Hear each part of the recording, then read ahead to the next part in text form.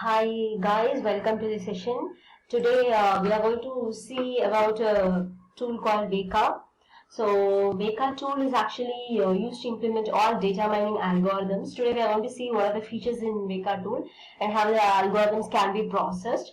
And then so it's actually developed by the University of Weka by the students. Okay, so it's mainly used to implement all the data mining algorithms. So here we are going to see what are the features here. So as soon as you install the Weka tool and then you open it up, it will show some five tabs: Explorer, Experimenter, Knowledge Flow, Workbench, and Simple Command Line Interface. Today we are going to see about Explorer to explore all the data and all analysis part, and then Experimenter is nothing but it just gives you the configuration setting. All those stuffs will be there in the experimenter. Knowledge flow is the flow of data from one algorithm to the other, and then workbench you have all the standards, and then simple command line interface. You know what is all command line interfaces. So today we are going to see about Explorer. So once I click the Explorer, it's going to open up a window where you can see one sec. You can see 3, 5, 6 tabs. There is preprocess, classify, cluster, associate, select attribute, and visualize. So preprocess, this tab is actually very important. You have to preprocess the data. Weka tool it itself has a few data sets. We are going to see about IRIS data set today. So IRIS data set, many of them who have studied data mining will be aware of this IRIS data set. So IRIS data set has 150 instances. Okay, 150 rows you can say, 150 instances, 50, and there are 3 flavors we actually have it in IRIS data. Setosa, and then versicolor, and then virginica. So in our data set, in the Weka tool data set, IRIS data set, you have 50 records for Setosa and 50 records for versicolor and 50 records for virginica. So these are the 3 flavors you have, and these 3 flavors have 4 attributes. So sepal length, sepal width, petal length, and petal width. So these are all the 4 attributes for all the 3 flavors. And so those 4 attributes are acting as the input attributes here and their data set, and the output attribute is by seeing or by analyzing all the 4 attributes: sepal length, sepal width, petal length, and petal width. What is the output? Which species this belongs to? Whether this belongs to Setosa, or it belongs to versicolor, or it belongs to virginica. So which species my my column is going to fall under which species? Okay. So my target is to predict the species, and then how accurately I am predicting will be the performance in this case. So this is a task of classification problem, because we are going to put a tuple or a set of data under some label. The label is nothing but the species: versicolor, virginica, or Setosa. Okay, so this is a task of classification problem. The classification problem comes under supervised. Fine. And one more thing I want to tell you is, okay, fine, I'll first go here. So now in preprocess, you have to choose the file. Okay, so to choose the file, you have to open the file. Okay, so open the file. So I have installed my Weka tool in C local disk program files. See here I have my Weka 384, and then inside that I have a data folder. So I'm going to, there are a lot of data sets. I'm going to choose the iris.arff. You have to remember only 2 formats of data or a file can be processed by Weka tool. One is .arff, that is attribute relation file format, and the other one is CSV, that is command separated value files. Okay, those 2 kinds of files can be uploaded in your Weka tool. This Weka tool can process only those 2 files. So since it's a Weka inbuilt data sets, it's in .arff. Even separated, that is comma separated file also can be included. See here, we are going to what kind of data set file you are going to upload is here. So .arff, my iris is in arff. You have even CSV. Okay, so if you want to select upload a CSV file, then you have to select CSV here when you are uploading a CSV file. Now I am going to upload only a .arff, that is attribute relation file format file. So my file of type is .arff. So I have selected this iris.arff and then opening it up. Okay, so once you have uploaded, it will be once you have selected, it will be uploaded. You can, if you give this edit tab, see here, you can click this edit tab, and then you will get the attributes here. Okay, you'll get the attributes here. See here, these are all the sepal length, and then these are all the sepal width, petal length, and then petal width. And this is the iris setosa. See, setosa. And the other one is virginica. The other 50 record is virginica, and then that is versicolor. Till this it's versicolor, and from here it is virginica. So 50 record is for setosa. See here, 50 records is for setosa, and then from 51 it is versicolor, and then from this 101 it will be virginica. So this is my data set.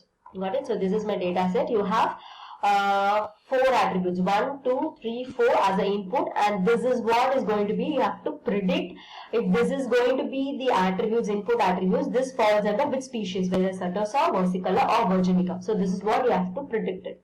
So after uploading, if you click this edit button, you can see the instance. Even if you want to see your file, you can directly go to program file C, Weka 384, inside the data. If you open, the same data set will be there. You can view there also. Okay, but once uploaded, you can view it here. Okay, okay, fine. So now see here my current relation. My relation is iris. My data set name was iris.arf, so it's iris attribute 5. I have 5 attributes here, 4 input attributes and 1 output attribute. Okay. So attribute 5 I have, instances is 150, the number of records, sum of weights is 150. Okay, and then see here, these are all the 5 attributes you have, 4 input attributes, 1 output attributes. So suppose if you want to remove this attribute, you can click this, and then if you give remove, it will automatically get removed. But we need all the 5 attributes for our analysis, so we are not going to remove any one of this. Okay, fine. So it's going to, if you give all, it will select all. If it's going to give you none, it will, none of them will be select. Okay, so invert pattern and all, like it will just invert and it will give you the pattern. Okay, just click and then you can explore everything. And then see here, this is nothing but, see here, this is nothing but your attributes histogram. Your attributes histogram. This part is your attribute histogram, and this part is your class designator, and this part is your attribute statistics. Suppose if I am going to select sepal length, see here my sepal length is missing value is 0. All the values are there, 0 to, there is 1 to 50 records, all the values are there, so 0 missing, and then I have 35 distinct and unique 9. What is distinct and what is 9 here? So distinct values are repeated values, and then unique is like it only in the all 50 columns, only one time it will be occurring. It will not be repeating. Suppose if you have a value called, maybe I can show you here. Suppose if you have a value called 5, okay, 5. So you have 5 here, see 5 is repeated.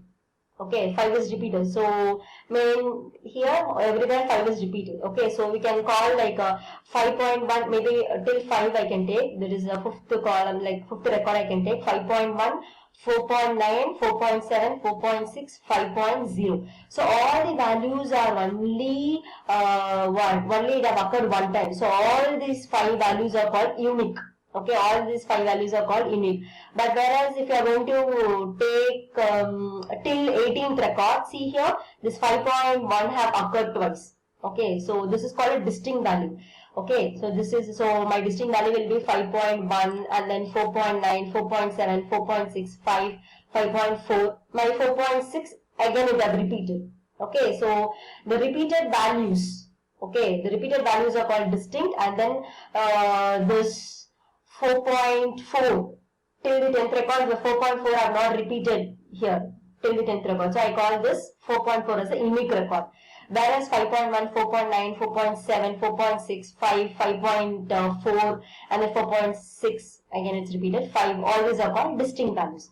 I hope now we can understand what is distinct values and unique values. Okay, so see here minimum is 4.3 and maximum is 7.9. So in sepal length, till in sepal length from 1 to 150 records, only in the first column. Okay, so they have told that the minimum is 4.3 value and the maximum is 7.9. So if you see it, you can explore it. So 4.3 in this first column, 4.3 will be the minimum value and 7.9 will be the maximum value. Okay. And then the mean for this by adding everything and then dividing by 150 and standard deviation according to the formula you calculate it. And then likewise it will be displaying for everything. Sepal length and then for petal length and then for petal width and then for petal class. So for everything you can show it. Okay, if you're going to see the class, I've told you it is count is 50 records for setosa, 50 records for versicolor, 50 records for virginica. Yes, so all the 50 are there. So see here, even if you are going to see the histograms here, one sec. Yeah. Even if you are going to see the histograms, it's going to be everything is 50-50. So all equals because all the instances are equal. The bar are in the same size. So it's all like 50-50. Okay, fine. So this is what there in your preprocess tab. Okay. And then this visualize. This visualize is nothing but suppose if it's a sepal length. So this is what visualizing. If you are going to visualize all, it will give the visualization for everything here. See here, if it is going to, this is what is actually this is actually this what this each thing is actually displayed here. It's displayed here when I am going to select it. So when I am going to select the sepal length, okay, only this alone will be displayed here. Okay, so I am going to select sepal width and then this alone will be displayed here. Okay, since I have given visualize all my 5 attributes, 4 input attributes and the 5th output attributes, everything is displayed. Okay, so see here you can say like some 4.3 to some what is this value. See if even if you click this here, 4.814 to 5.329 ranges, there are 30 attributes. Okay, and then if you click here, it is like 34 attributes are in the range of 5.329 to 5.843. So whatever your records you have in your data set, accordingly the graph was actually drawn. Okay, so this is the histogram. Okay, it's a graphical representation. Fine. So this is what, this is the preprocess tab, and these are all the attributes and these are all the functionalities, features you have in your preprocess tab. In my next video, we'll see about the classify, cluster, associate, select attribute, and then visualize. Thank you. Thank you so much.